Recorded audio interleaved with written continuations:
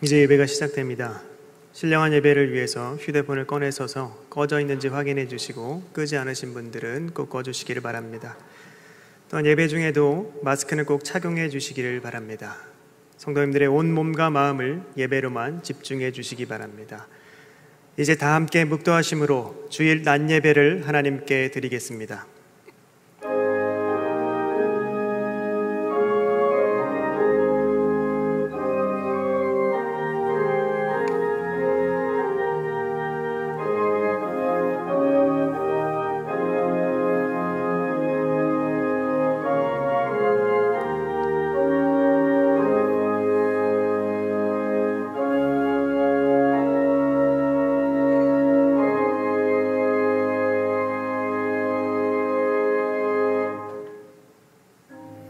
이스라엘아 들으라. 우리 하나님 여호와는 오직 유일한 여호와이시니 너는 마음을 다하고 뜻을 다하고 힘을 다하여 내 하나님 여호와를 사랑하라. 아멘. 하늘에 계신 우리 아버지여, 이름이 거룩히 여김을 받으시오며 나라의 임하옵시며 뜻이 하늘에서 이룬 것 같이 땅에서도 이루어지이다. 오늘날 우리에게 일용할 양식을 주옵시고 우리가 우리에게 죄 지은 자를 사하여 준 것 같이 우리 죄를 사하여 주옵시고 우리를 시험에 들게 하지 마옵시고 다만 악에서 구하옵소서. 대개 나라와 권세와 영광이 아버지께 영원히 있사옵나이다. 아멘.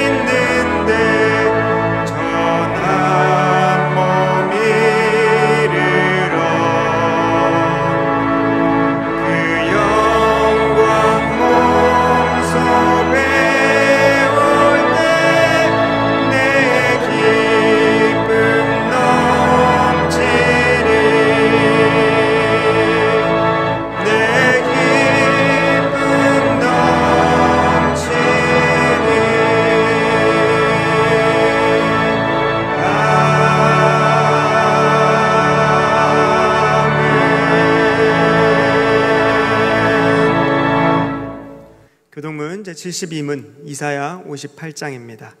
제72문을 함께 교독하겠습니다.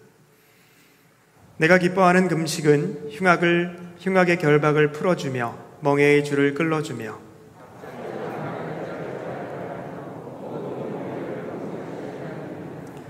또 줄인 자에게 내 양식을 나누어 주며 유리하는 빈민을 집에 들이며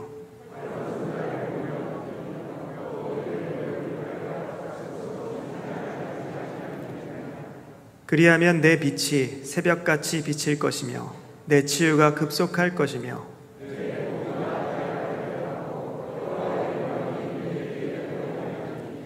내가 부를 때에는 나 여호와가 응답하겠고 만일 내가 너희 중에서 멍에와 손가락질과 허망한 말을 제하여 버리고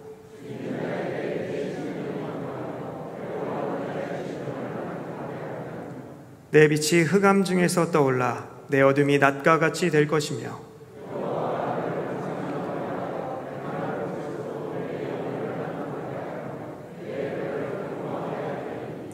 너는 물된 동산 같겠고 물이 끊어지지 아니하는 샘 같을 것이라. 아멘. 전능하사 천지를 만드신 하나님 아버지를 내가 믿사오며 그 외아들 우리 주 예수 그리스도를 믿사오니 이는 성령으로 잉태하사 동정녀 마리아에게 나시고 본디오 빌라도에게 고난을 받으사 십자가에 못 박혀 죽으시고 장사한 지 사흘 만에 죽은 자 가운데서 다시 살아나시며 하늘에 오르사 전능하신 하나님 우편에 앉아 계시다가 저리로서 산자와 죽은 자를 심판하러 오시리라. 성령을 믿사오며 거룩한 공회와 성도가 서로 교통하는 것과 죄를 사하여 주시는 것과 몸이 다시 사는 것과 영원히 사는 것을 믿사옵나이다. 아멘.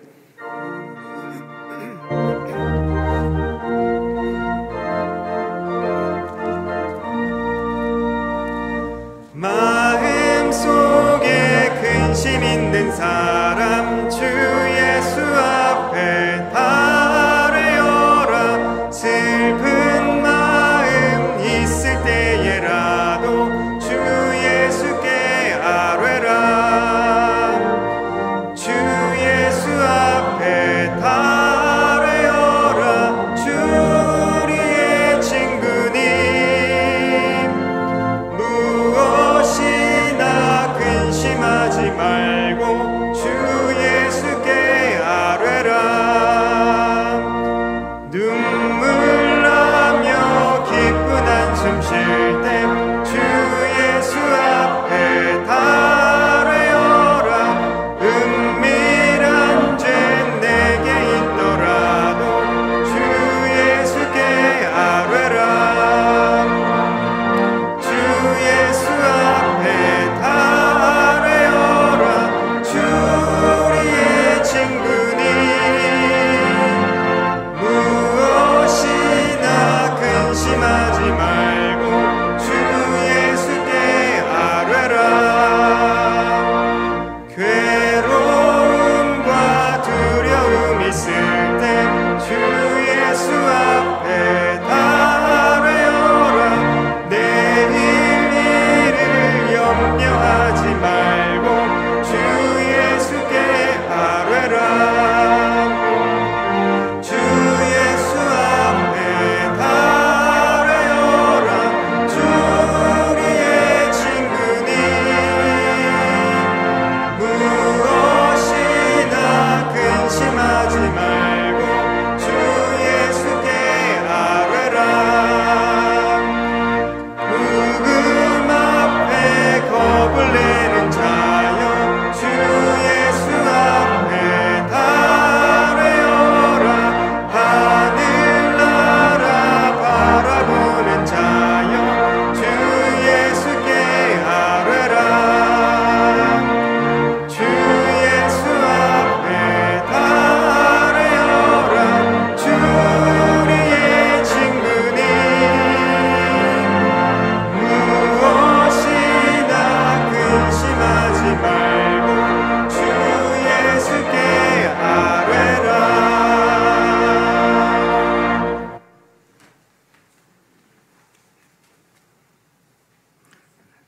다 함께 기도드리겠습니다.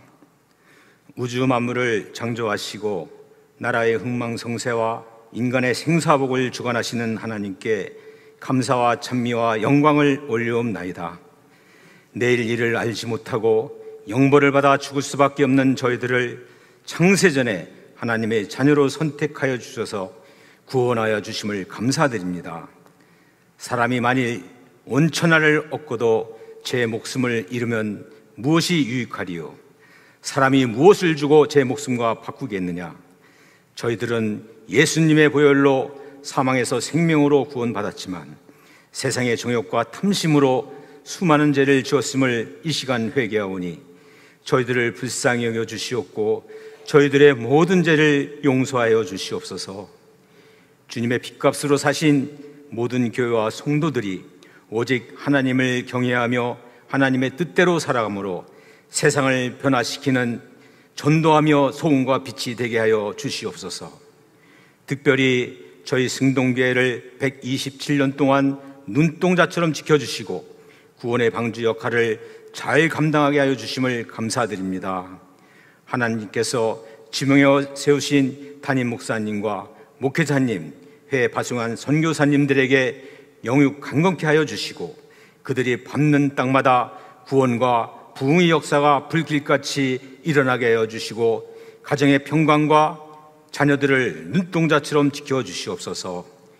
교회를 섬기는 당회와 예배와 교육부, 전도부와 봉사하는 성도들에게 은혜를 주시옵고 특별히 유아부에서부터 청년부에 이르기까지 더욱 부흥되게 하여 주시고 여름 성경학교에 하나님께서 동행하여 주시옵소서. 아프고 병든 자에게 치료의 광선을 내려주셔서 깨끗이 나음을 받게 하여 주시고 물질이 어려움이 없도록 은혜를 내려주사 모든 환난에서 벗어나 근심이 없게 하여 주시옵소서. 코로나 바이러스로 온 세계가 죽음과 질병으로 고통받고 있는 것은 우리의 죄악과 나태함 때문입니다. 하나님의 은혜로 선택받는 자녀들이 새벽마다 주야로 부르짖는 기도를 들으시고 모든 질병이 떠나가고 이전과 같이 마음껏 하나님을 찬양하며 예배드릴 수 있도록 긍휼과 자비를 내려주시옵소서. 8.15 광복절을 맞은 우리나라를 위해서 기도합니다. 당파 싸움과 분열로 1000년 동안 중국의 속국이 되었고 일제 36년 동안 종살이한 것을 알고 모든 지도자와 의지정자들이 회개하여 분열에서 화합으로 보복에서 용서로 변화시켜 주시고 미움이 지옥이요 사랑이 천국임을 깨달아 우리나라가 마침내 전 세계 믿음의 제사장이 되게 하여 주시옵소서. 오늘도 기도로 준비하신 최영태 목사님께 영권의 능력을 7배나 더하여 주시고 말씀을 듣는 저희들에게 성령님을 체험하는 귀한 시간이 되게 하여 주시옵소서. 아름다운 목소리로 하나님을 찬양하는 임마누엘 찬양을 통하여 하나님 영광 받으시고 저희들에게는 은혜의 시간이 되게 하여 주시옵기를 간절히 바라옵고 예수님의 이름으로 기도드리옵나이다. 아멘.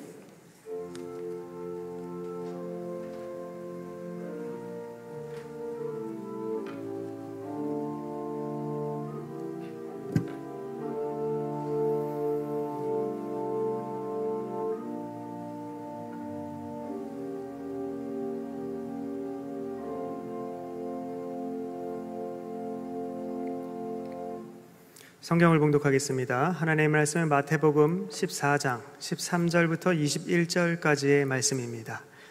마태복음 14장 13절부터 21절까지의 말씀을 제가 봉독하겠습니다.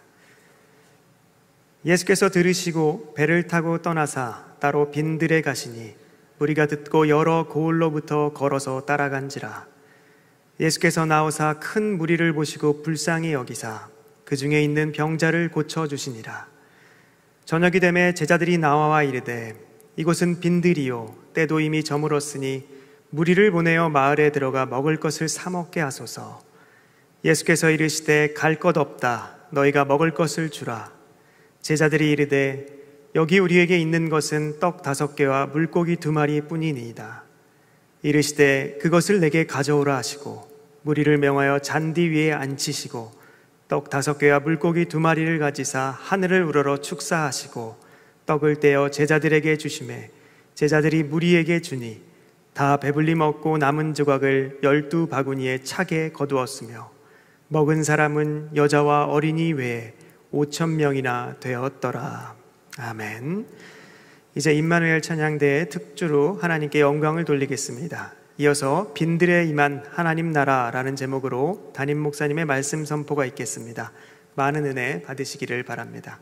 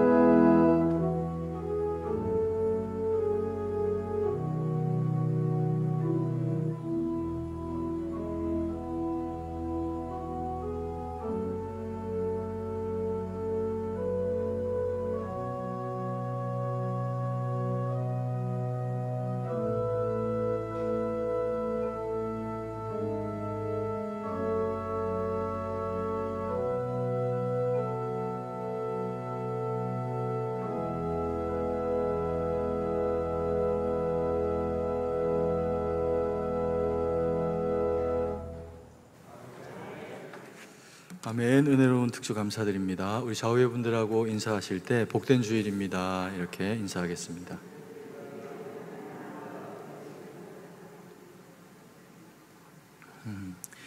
예수님은 이 땅 가운데 오셔서 말씀도 전하시고 또 그리고 특별히 놀라운 일들을 많이 행하셨습니다. 병자를 고치시기도 하고 또 놀라운 일들을 행하시는 그런 그 가운데 사복음서에 어떤 성경에도 빠지지 않고 기록되어 있는 이 역사 가운데 오병이어의 사건을 볼 수 있습니다.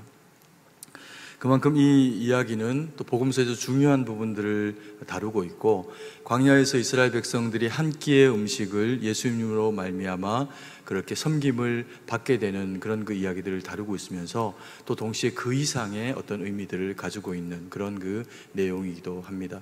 한편으로 보면 우리가 아이 때 읽은 동화 속에 나오는 그런 그 이야기처럼 뒤주 속에 곡식이 아무리 퍼내도 줄어들지 않는, 또 그리고 보석 상자에서 보석을 아무리 꺼내도 그 보석이 사라지지 않는 것과 같은 그런 그 요술 같기도 하고 동화 속에 나오는 이야기 같기도 한 그런 그 내용을 다루고 있습니다. 그런데 이것은 동화 속에 나오는 이야기 혹은 누군가가 지어내서 흥미롭게 만들어낸 어떤 그런 그 이야기가 아니라 하나님께서 이스라엘 그 백성 가운데서 의미 있게 실제로 이루어내셨던, 예수님을 통해서 이루셨던 한 역사의 장이다라고 하는 것을 우리는 성경을 통해서 너무나 잘 알고 있습니다. 본문의 배경을 우리가 잠깐 살펴보면 당시 이스라엘 백성들은 참 힘겹고 어려운 시간들을 보내고 있었습니다. 로마의 압제 가운데 있고 또 그리고 종살이하다 돌아와서 오랜 시간을 보냈음에도 불구하고 여전히 누군가의 압제 가운데 억눌려 있으면서 민족의 정기가 무너져 내린 것 같은 그런 그 어려운 시간들을 보내고 있을 때입니다. 그때 이스라엘 백성들의 그 어두운 심상 가운데 빛과 같이 등장을 하게 되는 두 사람의 대상이 있습니다. 첫 번째는 세례 요한이라고 하는 사람입니다. 이 사람은 예수님보다 조금 먼저 태어나서 그리고 예수님의 앞길을 오로지 밝히는 것과 같은 그런 그 인생을 살아가게 됩니다.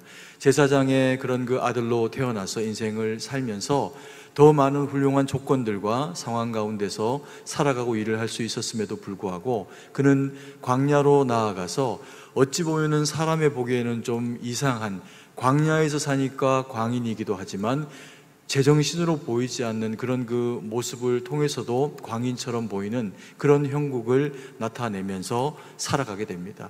그야말로 들사람으로 메뚜기와 석청을 먹고 그리고 야인처럼 살면서 그의 입술 가운데서 나오는 그런 그 메시지는 또 이스라엘 백성들에게 강렬한 하나님이 주시는 음성이 되어져서 많은 사람들을 회개하게 만들고 그리고 또 예수님 앞에서 준비된 심령을 갖추도록 그렇게 돕는 역할을 한 인물이 이 세례 요한이라고 하는 인물입니다.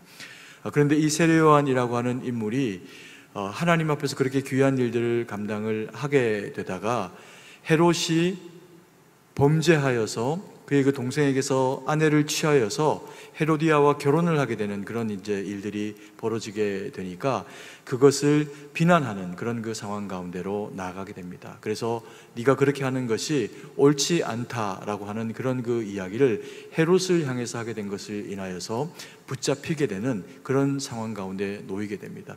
그러면서 그것을 또한 헤로디아 또한 마음에 두고 있다가 자기 딸을 통해서 헤롯에게 나아가서 춤을 추게 하는 그런 그 시간들을 통해서 헤롯이 감동을 받게 되면 그때 요청하기를 요한의 목을 달라, 베어서 달라라고 요청을 하게 만들어서 참 어처구니 없게도 예수님의 앞길을 밝히고 그리고 이스라엘 백성들 가운데 빛과 그런 또 하나님의 음성이 되어주는 역할을 감당했던 귀한 선지자가 아주 어처구니 없는 일로 목이 떨어지게 되는 그런 그 상황들이 발생을 하게 됩니다. 그러니까 이스라엘 백성들의 마음은 어땠을까요? 상대적으로 굉장히 마음이 힘들고 또 무너지는 그런 그 마음 가운데로 나아가게 되었을 겁니다. 그리고 그럼에도 불구하고 또한 이스라엘의 그 당시에 한 빛의 역할을 해주는 대상이 계셨는데 그분이 바로 우리가 본문 가운데서 만나게 되는 예수님이라고 하는 분입니다. 이 예수님이 이스라엘 백성들 가운데 나타나셔서 말씀을 전하시고 또 그리고 이적과 기사들을 행하시면서 또 파도와 바람을 잠잠하게도 하시고 이런저런 놀라운 일들을 감당하시면서 이스라엘 백성들 가운데 저가 누구인가라는 의구심과 함께 하나님이 아니면 저런 일이 사람을 통해서는 되어질 수가 없다라고 하는 그런 그 공감을 얻어내게 되면서 여호와 하나님이 우리를 돌아보고 계시는 것이 아닌가라고 하는 그런 그 기대감을 일으켜내는 그 역할을 예수님을 통해서 그렇게 하게 됩니다. 그래서 오늘 이 본문의 말씀에 보면 세례 요한이 목이 떨어졌다라고 하는 그 이야기가 예수님에게 들려오고, 또한 이 공관복음에서 다른 복음서에서도 이 부분을 다루고 있는 내용을 보면 예수님의 제자들이 복음을 전하러 나아갔다가 그들이 복음을 전하고 돌아오게 되면서 하나님의 놀라운 일들을 경험하고 또 그것을 예수님 앞에 이야기를 하게 되는 그런 그 시점 가운데 벌어지고 있는 그런 그 이야기라고 그렇게 볼 수가 있습니다. 그래서 예수님께서 이런 사람들이 예수님에게 몰려 나오고 또 들려지는 얘기 가운데 요한이 목이 떨어졌다라고 이야기를 하고, 그리고 또 제자들은 열심히 섬기고 돌아와서 또 이제 일정 부분은 지쳐 있고 이제 이런 상황들을 맞이하게 되면서 예수님이 어떤 결정을 하시게 되냐면 계시던 곳을 떠나서 배를 타고 그 건너편으로 건너가시게 되는, 무리를 좀 떠나서 가시게 되는 그런 이제 상황을 맞이를 하게 됩니다.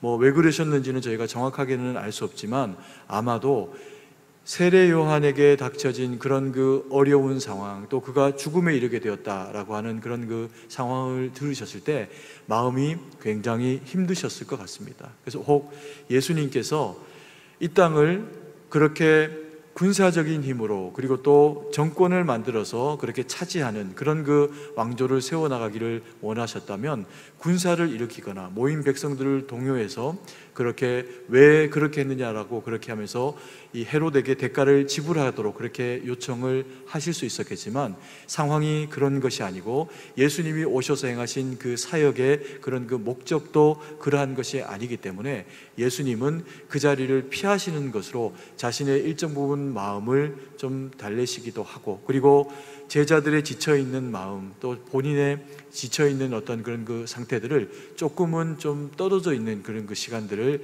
가지려고 하셨을 수도 있을 것 같습니다. 그러면서 예수님께서 배를 타고 그렇게 가시니까 더 많은 사람들이 마을마다 몰려들기 시작합니다. 그래서 이 벳세다라고 하는, 오늘 본문에는 장소를 기록하지 않고 있지만 벳세다 광야, 이 벳세다 빈들에 많은 이스라엘 백성들이 모이는데 장정만 5,000명 이상의 사람들이 모이게 됩니다. 예나 지금이나 믿음으로는 여인들이 빠질 수가 없었을 텐데요. 그러면 훨씬 더 많은 사람들, 10,000명이나 혹은 그 이상이 되어지는 그런 그 아이들까지 포함한 사람들이 그 빈들 가운데 모이게 되면서 여전히 하나님이 예수님을 통해서 이스라엘 백성들 가운데 주시는 그 음성에 귀를 기울이고, 또 그리고 병이 들려서 다른 것으로는 이 구원을 받지 못하는 많은 사람들이 그들의 그 피로를 쫓아서 예수님 앞에 달려 나오듯이 나오게 됩니다. 그리고는 거기에서 예수님이 그들을 물리치지 않고 여전히 또한 하나님의 말씀을 가르치고 또 병든 사람이 있으면 그들을 고쳐주시는 그런 그 역할들을 하시게 되는데, 그러다 보니까 시간이 꽤나 많이 흐르게 된 것 같습니다. 그 가운데서 제자 중에 한 사람이 예수님께 나와서 말씀드리기를 날이 많이 저물었다라고 그렇게 말씀드리면서 이 사람들이 지금 날이 저물어서 그래서 돌아가게 되면 배가 고프고 힘들고 어려운 상황이 되어질 수가 있으니까 저들로 하여금 마을로 가서 먹을 것을 사 먹게 그렇게 해 주시라고 그렇게 요청을 하게 됩니다. 그랬더니 예수님께서 그럴 것 없다라고 이야기를 하시면서 너희가 줘라라고 이야기를 하십니다.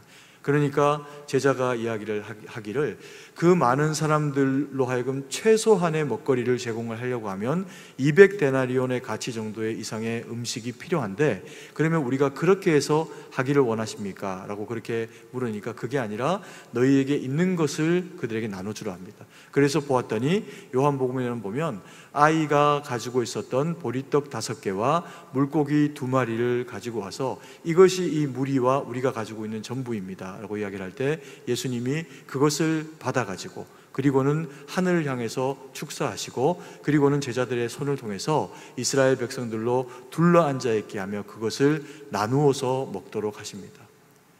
그러면서 이게 주어도 떨어지지 않는 그런 그 놀라운 역사와 함께 그 자리에 모였던 사람들이 남자만 장정만 5,000명 이상이 그것을 먹고 12광주리에 이르도록 음식들이 남게 되는 놀라운 역사를 이루게 됩니다.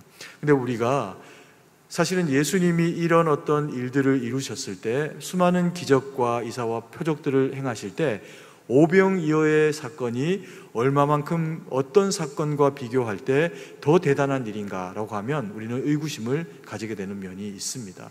왜냐하면 어떤 사람이 이스라엘 역사 가운데서 날 때부터 소경이 되고 또 안전병이가 되고 그리고 또 중풍병에 걸려서 그 친구들이 침 상체로 들고 와서 지붕을 뜯고 예수님 앞에 그것을 내리게 되었을 때 말이 터지고 눈이 보여지고 그리고 쓰지 못하게 된 신체가 온전케 되어지면서 스스로가 침상채 들고 나아가게 되는 그런 어떤 일들이 이루어지게 되었을 때 그 일들 중에 어떤 한 일과 그리고 예수님께서 5,000명 이상의 사람들을 5개의 보리떡과 2마리의 물고기를 가지고 먹이신 일들 가운데 어떤 일들이 더 놀라운 일이며 어떤 일들이 더 하기에 어려운 일입니까? 라고 물으면 하기 쉽거나 그래서 용이하거나 한 일은 어떤 것도 없습니다. 다 똑같이 힘들고 똑같이 하기가 어렵고 개인에게 있어가지고는 떡 5개 먹거나 혹은 물고기 2마리를 놀랍게 먹는 일보다 자신의 몸이 가지고 있는 그 한계적인 상황이 치료되면서 하나님 영광을 돌리게 되는 그 일이 훨씬 더 크게 다가와지면서 그것을 바라보는 사람이나 또 그 과정을 경험하게 되는 대상은 하나님을 찾게 되어지는, 하나님께 영광을 돌리게 되어지는 일이 발생을 하게 된다는 겁니다. 그러면서 사실 따지고 보면 이 오병이어에 해당하는 이 사건은 다른 어떤 역사들이 가지고 있는 놀라움보다 더 놀랍지 않은 일일 수도 있다라고 하는 겁니다.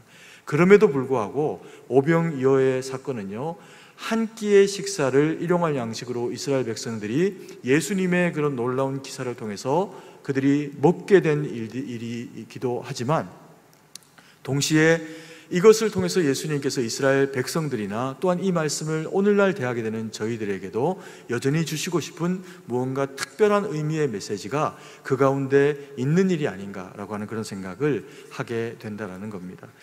그러면 우리가 이 본문의 말씀을 통해서 예수님께서 우리 가운데 들려주고 계시는 이 오병이어의 사건이 가지는 그 참된 의미, 그 얘기는 어떤 것들인지 함께 바라보는 그런 그 시간을 가지도록 하겠습니다.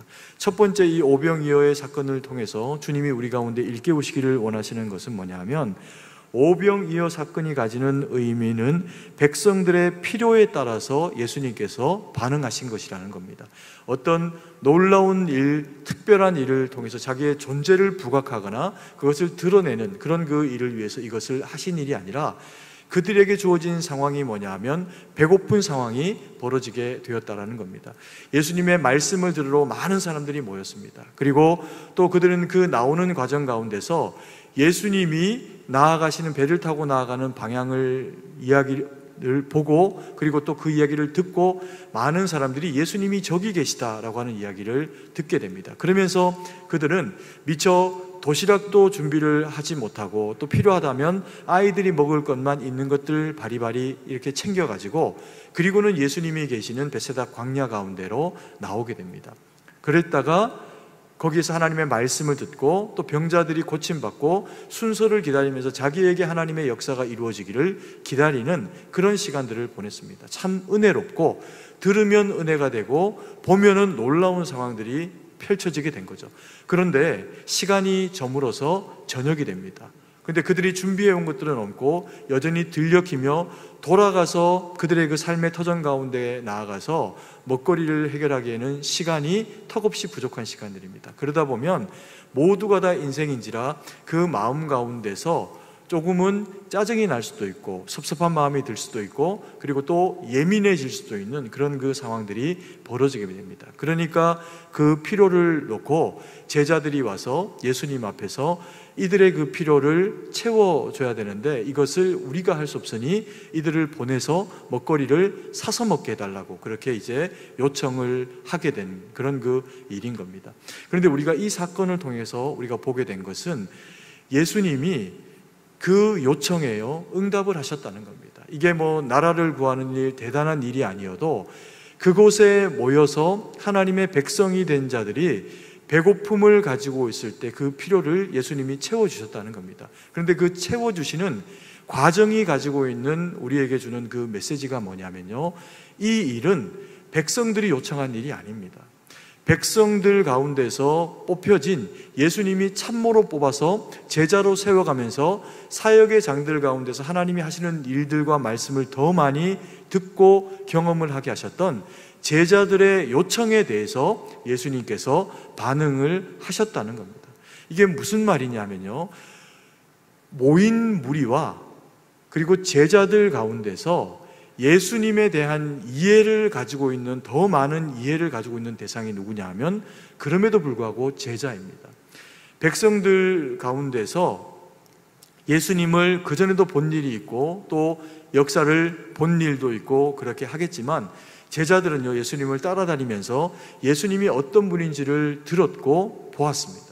그런데 사실은 예수님에게 이야기를 한다고 해서 예수님이 오병이어의 사건으로 그렇게 그 응답들을 이루어 주실 것이다 라고는 생각을 할 수가 없었을 겁니다. 왜냐하면 그 전에 그런 경험이 없고, 그리고 또 예수님이 먹거리를 일상적으로 그렇게 해결하시는 분이 아니셨기 때문에 그렇습니다. 예수님은 초자연적인 에너지를 경우에 따라서는 사용을 하시는 분입니다. 파도와 바람을 잠잠하게 하길 수도 있고요. 그리고 어떤 치료제를 가지고도 낫기 힘든 병에 걸린 사람을 낫게 하실 수도 있는, 말씀으로만도 충분히 낫게 하실 수 있는 놀라운 능력을 가지고 계십니다. 그런데 그 능력을 자기를 위해서 쓰지를 않으셨고요, 자랑하듯이 사용하지를 않으셨습니다. 특히 이 음식을 만드는, 음식을 먹는 부분에 있어가지고 예수님께서는 여전히 떡과 그리고 물고기를 예수님도 필요로 하면서 드시면서 돌로 떡을 만들어라 라고 하는 마귀의 요청도 거절하신 일이 있습니다. 40일 동안의 그런 금식으로 기도하시면서 얼마나 줄이고 또 멀쩡하게 있는 돌도 떡을 만들지 않아도 떡처럼 보여서 먹고 싶을 지경이 되는 육체적인 상황 가운데 놓여 계셨을 것인데, 예수님께서 마귀의 그 요청 가운데 이 돌로 떡을 만들어라, 그래서 먹어라 라고 하는 요청을 거절하시면서 사람이 떡으로만 살 것이 아니요 하나님의 입술에서 나오는 하나님의 말씀으로 살 것이다 라고 이야기를 하시면서 그것을 단번에 거절해내는 그런 그 모습을 보여주십니다. 그리고 파도와 바다를 잠잠하게 할 때도요, 비가 많이 오기 때문이 아니라 그 제자들을 위해서 그 일들을 감당을 하십니다. 그러면서 예수님이 어떤 초자연적인 능력을 가지고 어떤 일들을 특별히 행하실 때는 그것을 자기를 위해서 사용하실 때가 아니라 사랑하는 백성들을 위해서 사용하셔야 할 때 그 일들을 그렇게 사용을 하셨다는 겁니다. 그래서 예수님께서 이런 어떤 오병이어의 사건을 특별히 그렇게 행하기를 즐거워하셨던 것이 아니고 백성들이 필요하니 그것을 그렇게 하신 것인데, 계기가 된 일은 뭐냐 하면 백성들의 배고픔이 아니라 제자들의 요청이었다는 겁니다. 이것이 우리에게 들려주는 그 의미는 뭐냐면요, 인생을 살아가다 보면 배고픔을 가지고 있는 대상들을 많이 만나게 됩니다. 옷이 없고 먹을 것이 없고 그리고 힘겹고 어려운 상황들을 가지고 있는 사람들을 만나게 됩니다. 그게 내 가족일 수도 있고 내 부모님일 수도 있고 내 이웃일 수도 있다라고 하는 겁니다. 근데 그때 우리가 가지고 있는 무엇으로 도울 수도 있지만 때로는 그렇지 못하는 환경 가운데 주어질 때가 사실은 훨씬 더 많습니다.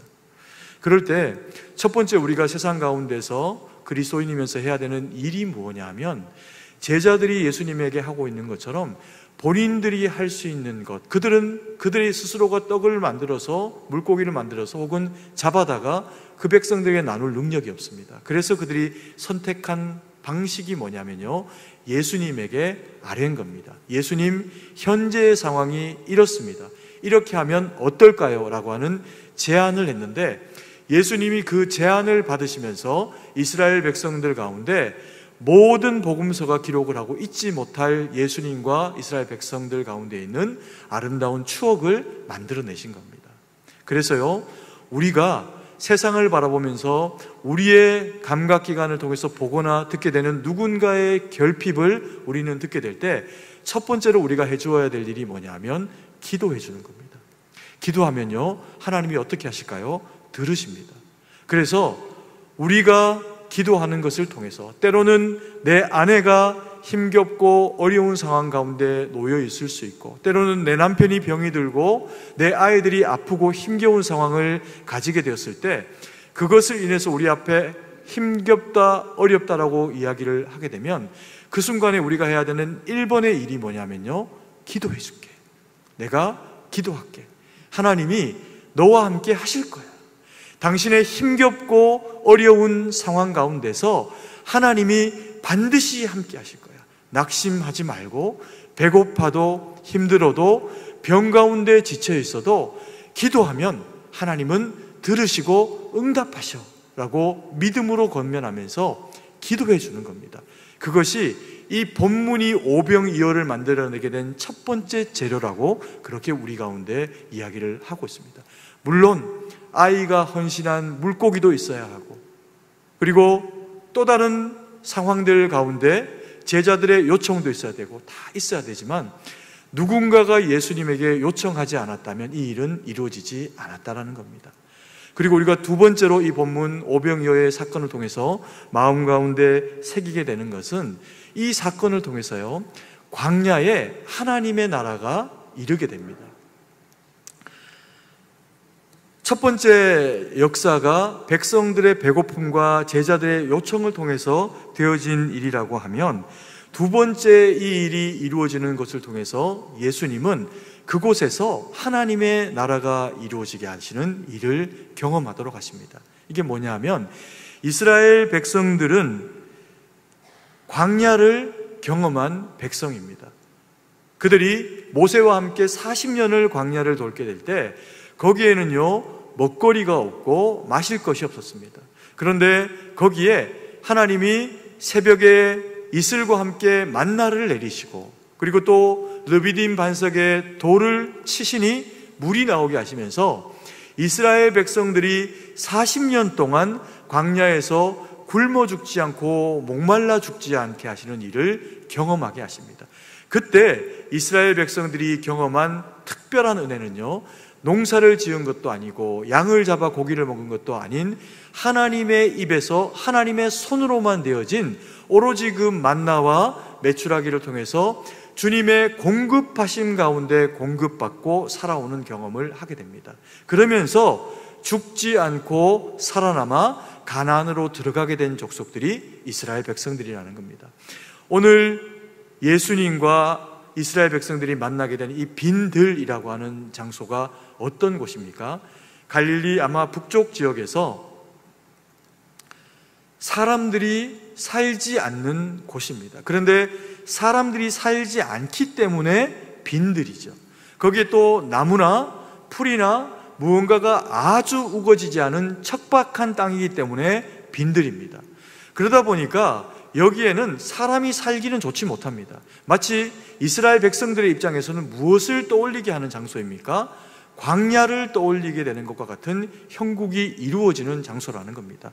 그래서 아마도 5,000명 이상의, 10,000명 이상의 그 이상의 사람들이 그곳 가운데 모였을 것임에도 불구하고 그들이 배고프면 그 앞에 나가서 음료수를 사 먹거나 아니면 떡을 사 먹는 일을 할 수가 없었던 겁니다. 그야말로 광야, 빈들 가운데 그들이 나와서 예수님과 그리고 예수님을 바라보는 백성들, 말씀을 듣고 치료되어지는 하나님의 백성들만 거기에 존재하게 되는 땅이 됩니다. 그러면서 그들이 배고픔을 경험하게 될 때 제자들의 요청을 통해서 예수님께서 어린아이에게서 받은 물고기 2마리와 보리떡 5개를 통해서 놀라운 일들을 행하십니다. 사람들을 앉아있게 하고 그리고 제자들에게 그것들을 나눠주면서 그것이 그들에게 전달되어질 때 분명히 그들의 손에 담겨있는 물고기의 수는 한정이 되어 있습니다. 물고기 2마리와 보리떡 5개인데 사람들에게 덜어내줘도 이것이 줄어들거나 사라지지를 않는 거죠. 이 놀라운 어떤 그런 그 하나님의 역사를 이스라엘 백성들이 먹으면서 누립니다. 그리고 함께 둘러앉아 있는 사람들이 그것을 바라보면서 누군가는 깨닫게 됩니다. 이게 특별한 일이다. 이 물고기를 먹고 이 보리떡을 먹는 것이 그냥 일용할 양식을 먹는 것이 아니라 이것은 참으로 놀라운 일이다 라고 하는 것을 지각 있는 자들 가운데 깨닫게 됩니다. 그러면서 그들이 하려고 한 일이 뭐냐면요, 예수님을 붙잡아서 또 다른 복음서에 보면 그들의 임금을 삼으려고 하는 작업 가운데로 나아가게 됩니다. 근데 예수님이 그들에게 양식을 나누어 주신 것은 그들의 임금, 그들의 왕이시기 때문에 그들의 먹거리를 해결해 주신 것은 맞습니다. 그래서요, 광야 가운데 나온 그 백성들을 불쌍히 여기시고 긍휼히 여기시면서 자신밖에 그것을 해결할 수 없는 능력이 본인에게만 있다는 것을 아시면서 그들에게 먹이시면서 내가 너희의 구속자다, 내가 너희의 왕이다 라고 하는 것을 나타내시는 작업을 하시는 거죠. 백성들은 또 그것을 먹고 예수님의 그런 기사를 경험을 하게 되면서요, 이분이 이스라엘의 구속자구나 라고 하는 것을 생각을 하게 됩니다. 그러면서 예수님을 왕으로 삼고 임금 만들려고 하니까 예수님이 그것을 거절하십니다. 왜 그럴까요? 예수님은 이스라엘의 구속자로 다윗의 계보를 따라 다윗의 자손으로 오셔서 그들의 구원자가 되기를 원하셨지만 육의 나라나 혹은 이스라엘 자체만으로 국한된 나라가 아니라 온 세상에 믿는 믿음의 사람들을 위한 구세주로, 그들의 왕으로 우리 가운데 오셨기 때문에 그렇습니다. 그래서 이스라엘의 분봉왕이 되어지면서 여전히 로마와의 싸움 가운데서 그것을 싸워내야 하는 속국의 왕으로 존재하기를 원하시지 않으셨던 겁니다. 그러면 두 번째로 이 사건이 우리에게 들려주고 있는 예수님께서 오병이어의 사건을 이렇게 만드시면서 우리로 하여금 광야의 백성인 것을 알게 하신 이유는 뭘까요? 우리가 먹고 살아가는 것, 이스라엘 백성들이 광야에서 40년을 먹을 때나 이스라엘 백성들이 광야 가운데 먹을 것이 없어서 그들의 그 핍절한 상황과 또 한계를 가지고 영혼의 양식이 되시는 예수님 앞에 나와서 병든 몸 가지고 나왔을 때 그들에게 말씀 주시고 병을 고치시면서 주님이 주셨던 한 끼의 양식을 먹을 때나 모두가 다 우리는 여호와께로 나오는 것으로 먹고 살아간다는 겁니다. 그래서 우리가 믿음의 사람인 것을 고백하면요, 이스라엘 백성들의 광야 가운데서 경험한 그 한 끼의 식사나 우리가 예수님을 믿고 살아가는 삶의 이 과정 가운데서 주어지는 하루하루의 삶과 한 끼 한 끼의 삶은 주님이 우리에게 우리가 주님의 백성이기 때문에 허락하시는 일이라는 겁니다. 그래서 우리가 한 끼 밥을 먹을 때 기도하고 하나님 앞에 감사하게 되는 거죠. 우리가 하나님의 백성이라는 것, 그것은 하나님의 보호하심 가운데 살아가게 된다는 겁니다. 그러면요, 하나님의 보호하심 가운데 살아가는 우리가 주님 앞에서 믿음의 사람이기 때문에 마땅히 해야 하는 일이 뭐냐 하면 감사인 겁니다. 감사. 그래서 이것이 감사이어야 한다, 감사이다 라고 하는 것을 보여주기 위해서 세 번째로 오병이어 사건이 우리에게 들려주는 중요한 교훈이 있습니다. 그게 뭐냐 하면 하나님 영광을 위해서 하라는 겁니다. 무엇을 하든지 무엇을 먹든지 하나님 영광을 위해서 하라는 겁니다. 예나 지금이나요, 사람들이 모이면 거기에는 힘이 생깁니다. 권력이 주어집니다. 예수님도 사람들을 모았을 때 그것을 그 모임을 통해서 하나님의 나라가 이루어지기를 원하셨습니다. 다만 이스라엘 백성들이 원하고 있었던 정치적인 나라가 이루어지기를 원하신 것이 아닐 뿐이죠. 그래서 많은 사람들이 예수님이 행한 이 놀라운 이적을 보면서 예수님을 이스라엘의 임금을 삼고자 할 때, 예수님을 높이고자 할 때 예수님은요, 그것으로 스스로 높아지는 일을 선택하지 않으십니다. 예수님은 이스라엘 백성 가운데 임금으로, 왕으로 오신 분입니다. 그는 유일한 왕이시고요, 그리고 이스라엘 백성들에게 오셨기 때문에만 왕이 아니라 창세기에 세상을 지으셨을 때 이미 성부 하나님과 함께 하신 성자로 하나님이셨습니다. 그리고 성령 하나님과 동행하시면서 그때부터 지금까지 성부, 성자, 성령 하나님은 삼위의 하나님으로, 한 하나님으로 또한 존재를 하십니다. 그래서 이 일로 인해서 하나님이시면서 역사를 하신 성자 예수님이 사람들에게 존중받고 그리고 이스라엘의 왕이 된다고 한들 하나님께서 그것을 잘못됐다 이야기하실 하등 이유가 없음에도 불구하고요, 예수님은 그래서 되어질 하나님의 영광을 가로채지를 않으십니다. 그래서 오늘 우리가 읽게 되는 이 14장 19절 말씀을 같이 한번 읽도록 하겠습니다. 무리를 명하여 잔디 위에 앉히시고 떡 5개와 물고기 2마리를 가지사 하늘을 우러러 축사하시고 떡을 떼어 제자들에게 주심에 제자들이 무리에게 주니. 예수님께서 광야 가운데 배고픔 가운데 있는 이스라엘 백성들에게 제자들의 요청을 따라서 그들에게 보리떡 5개와 물고기 2마리를 다시 돌려주면서 그것으로 백성들을 먹이게 하십니다. 놀라운 일이죠. 근데 이 일을 행하기 전에 예수님께서 하나 특별히 오늘 읽은 본문의 말씀 가운데 행하신 일이 있는데요, 19절 말씀에 보면 그것을 무엇이라고 소개하냐면 떡 5개와 물고기 2마리를 가지사 하늘을 우러러 어떻게 하시고? 축사하시고, 이렇게 표현되어 있습니다. 이 축사하시고라고 하는 표현은 율리게오라고 하는 단어를 써가지고 이게 가지는 의미가 뭐냐 하면 친송하고 높이고 칭찬하다라고 하는 그런 의미를 가지고 있는 단어입니다. 그러니까 이것은 예수님께서 이 일을 하시면서 이스라엘 백성들이 보는 목전 가운데서 하나님을 어떻게 하는 겁니까? 높이고 있는 겁니다.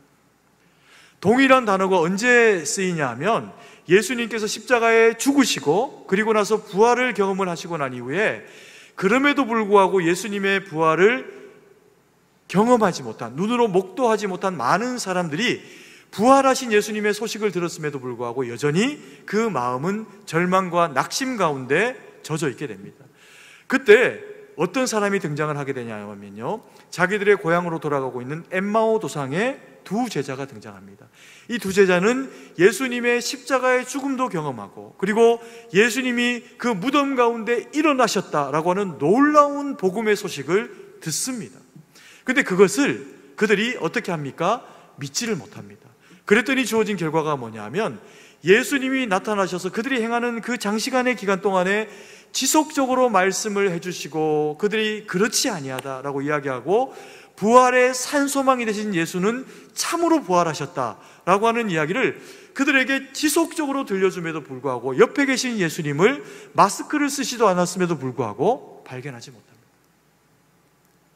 그리고는 함께 먹으러 그들의 그 가정 가운데 들어가서 떡을 떼면서 예수님이 그 떡을 떼어 그들에게 나누어 주기 전에 하늘을 향해서 축사하시면서 기도하시고 하나님 영광 돌리시고 나서 그 제자들의 눈이 밝아지면서 되어진 일이 뭐냐면 예수님이 그 예수님이구나 라고 하는 것을 깨닫게 되는 과정 가운데로 나아가게 됩니다. 그러면서 안 거죠. 그렇구나. 그 예수님이 말씀하실 때 우리의 마음이 뜨겁지 아니하였던가. 그때 예수님이 자신을 보여주셨을 때의 모습은 왜 나를 믿지 않니 어리석은 자들아가 아니라 축사하시며 하나님께 영광을 돌리는 모습을 통해서였습니다. 여러분, 이것이 우리에게 얼마나 놀라운 일이고 또 얼마나 값진 일이냐면 예수님이 우리 가운데 오셔서 행하신 그 모든 일들은요, 예수님의 존재를 세상 가운데 드러내기 위하고 그 드러냄이 우리에게 복음이 되어지기 위함입니다. 그러니까 예수님이 영광 받으실 일로 오셔서 그 모든 일들을 행하셨다는 겁니다. 그런데 그런 일들을 행하실 때마다 예수님은 그 능력의 발로가 되어지시는 분이 성부 하나님이심을 백성들과 제자들 가운데 보이세요. 그래서 힘들고 어려우시면 그 자리를 물리면서 조용한 곳으로 오히려 나아가서 하나님 앞에 다시금 엎드려서 힘이 되시고 능력이 되시는 주님 앞에 힘을 구합니다.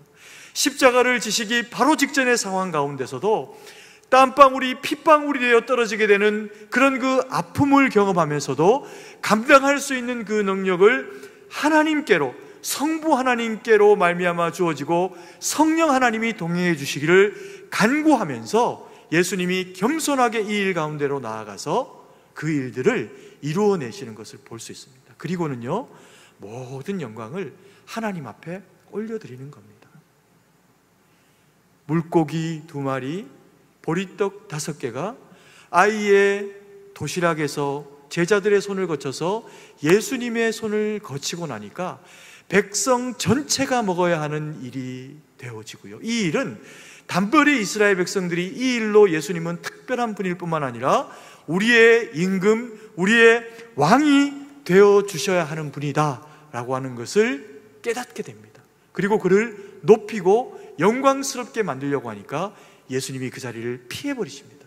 그리고 영광 받으시리가 여호와 하나님이시라는 것을 이스라엘 백성들의 목전에서 확인하게 하십니다.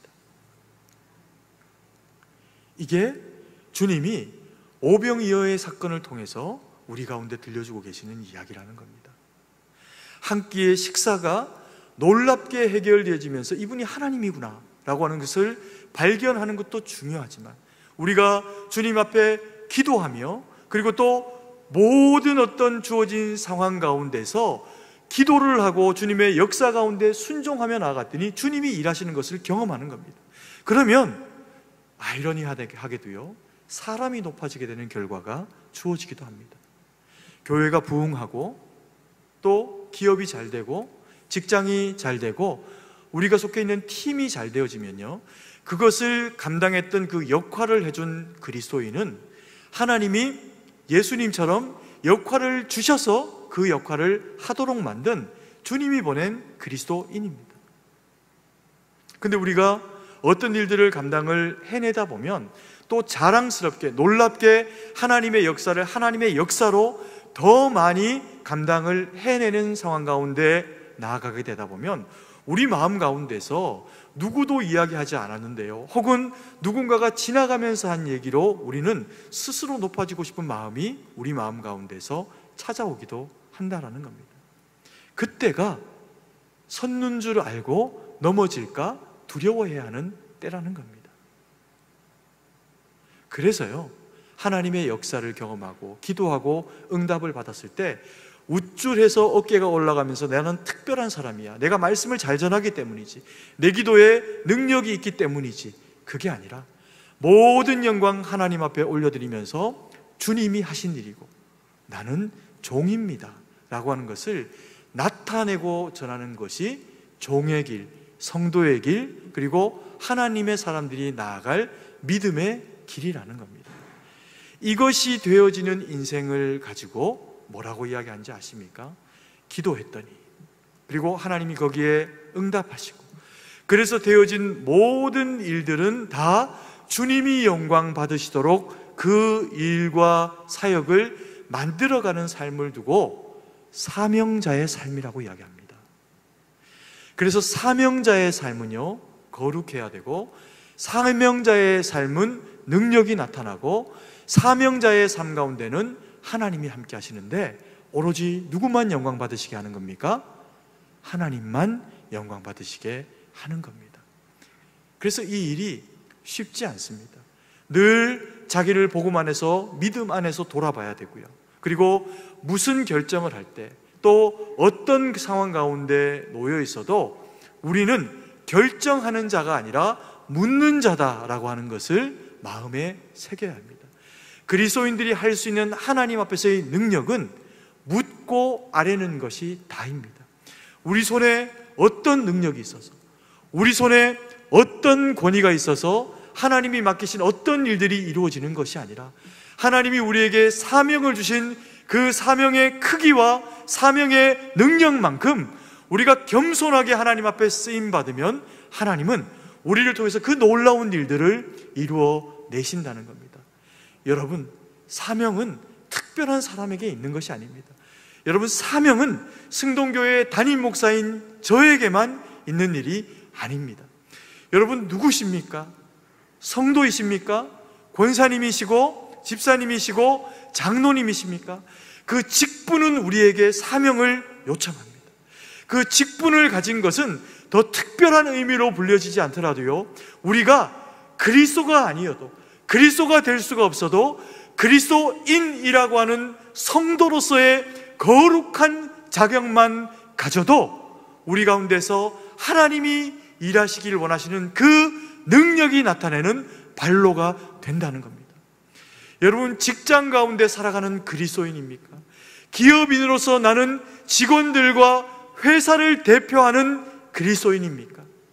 학교에서 학생들을 가르치는 교사로서, 주일학교에서 아이들에게 생명의 말씀을 전하는 대상으로서의 그리스도인 교사입니까?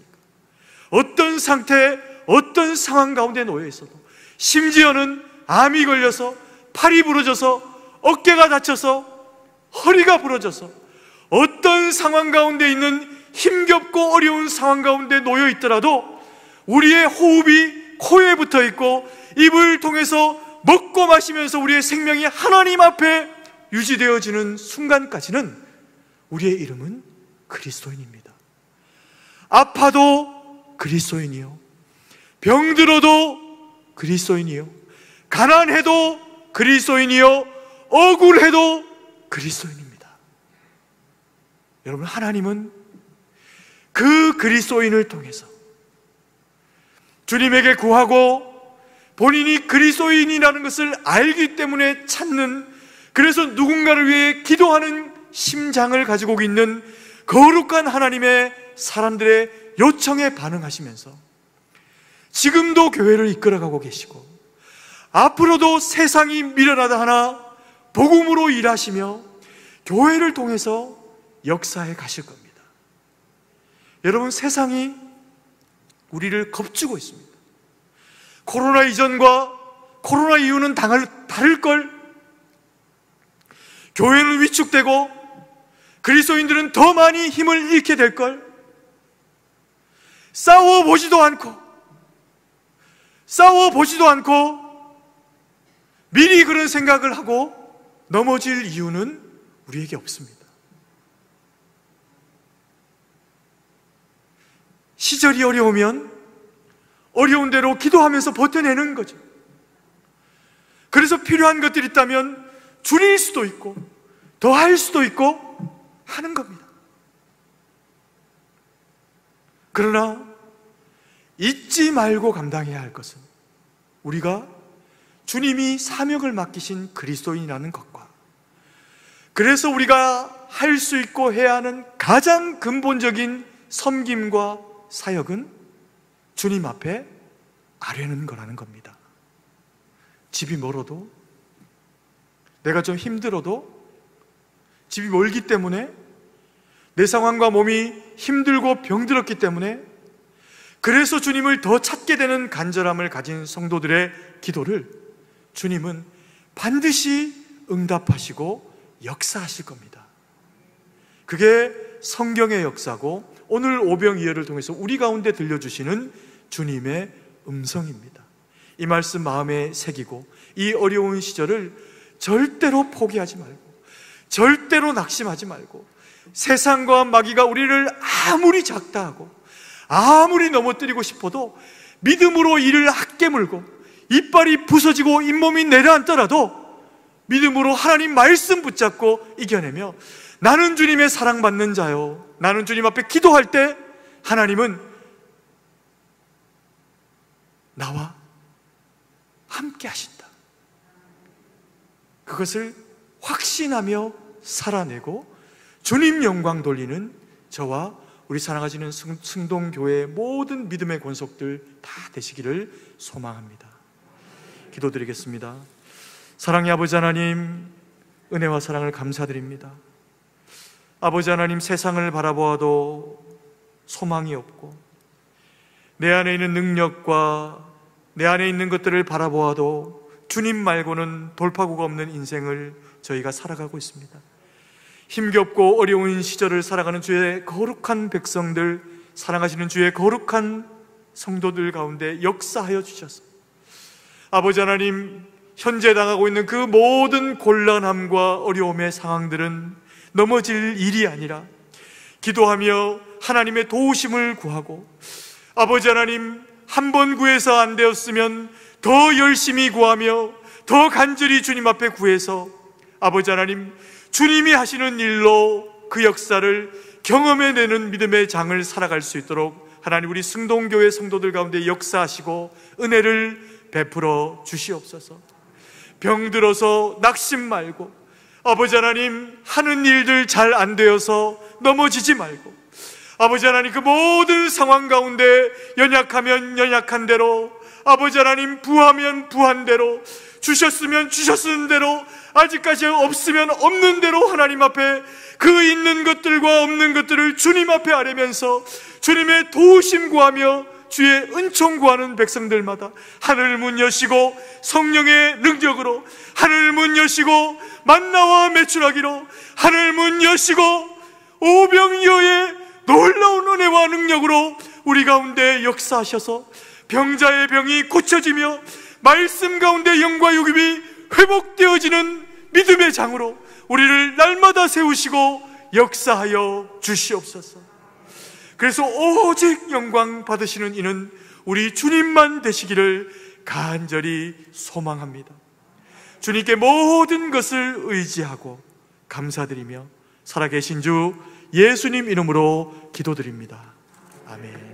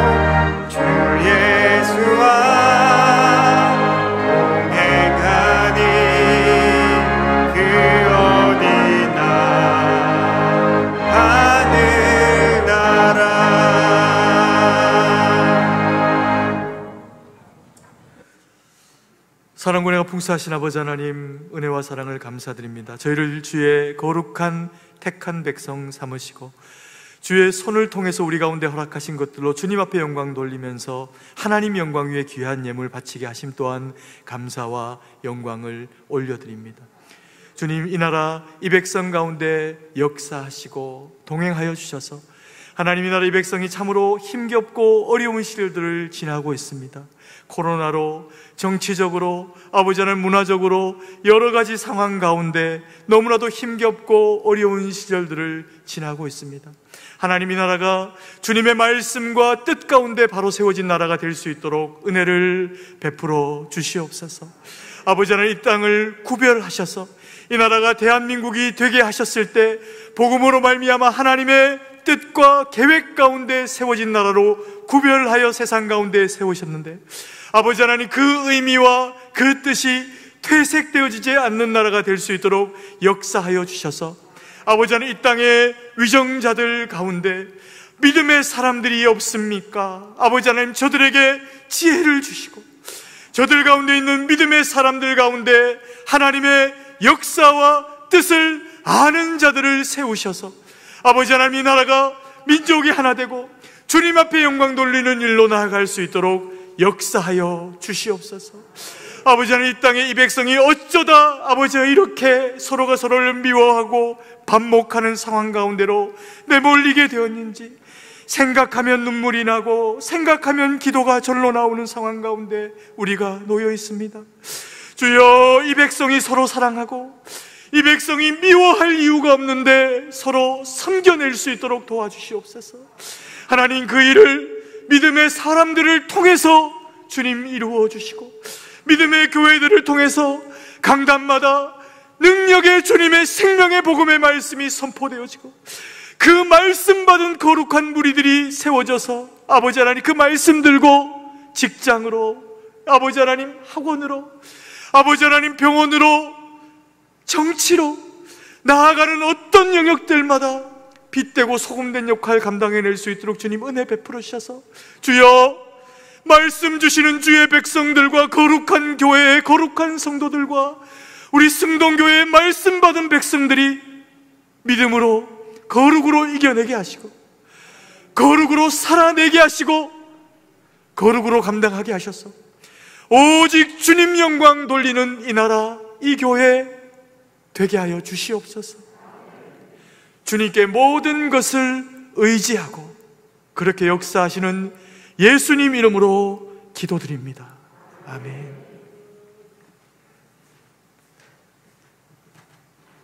교회 소식 알려드립니다. 코로나19 감염이 확산 예방하기 위해서 예배와 모임이 주보와 기재된 것과 같이 조정되고 있습니다. 양해와 협조를 부탁드립니다. 오늘 예배 후에 임시당회가 당회실에서 있습니다. 당회 장로님들은 참석해 주시기 바랍니다. 교육부서 여름 성경학교 및 수련회가 주보의 기재배와 같이 진행되고 있습니다. 특별히 오늘은 유년부와 또 중고등부가 성경학교를 진행했고 또 앞으로도 다음 주에도 진행할 것입니다. 큰 은혜의 시간이 될 수 있도록 위에서 꼭 기도해 주시기 바랍니다. 나머지 강구는 주보를 참조해 주시고 이제 찬송가 1장을 찬양하고 축도로 예배를 마치겠습니다.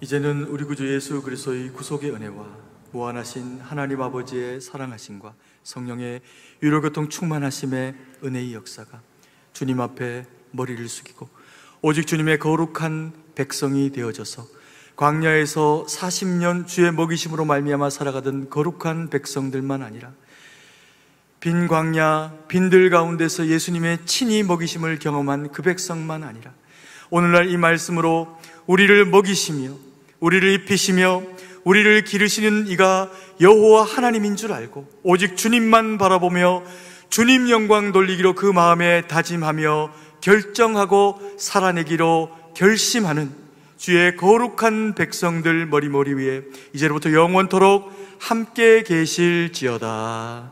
아멘.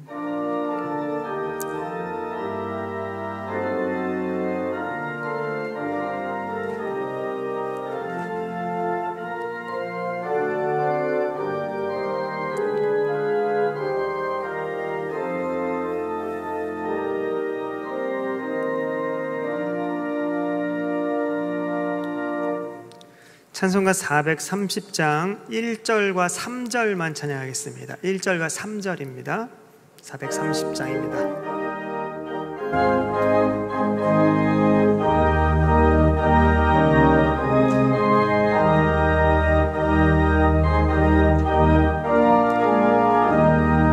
주와 같이 길 가는 것 즐거운 일 아닌가. 우리 주님 걸어가신 발자취를 밟겠네.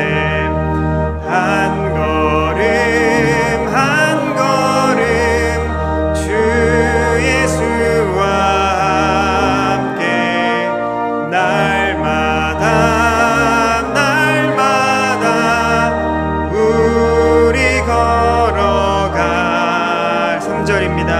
꽃이 피는 들판이나 험한 골짜기라도 주가 인도하는 대로 주와 같이 가겠네. 한 걸음 한 걸음 주 예수와 함께 날마다 날마다 우리 걸어가리. 한 주간도 주님 안에서 승리하시길 바랍니다.